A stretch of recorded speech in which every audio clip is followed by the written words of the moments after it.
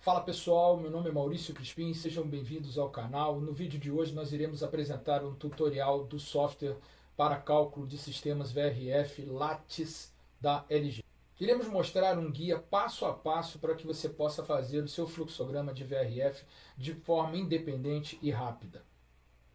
Então, se você quer dominar essa ferramenta, assista o vídeo até o final. Gostando do conteúdo, dê o seu like, se inscreva no canal, faça seu comentário, deixe sua pergunta, iremos responder a toda e principalmente continuaremos a trazer conteúdo de qualidade para vocês.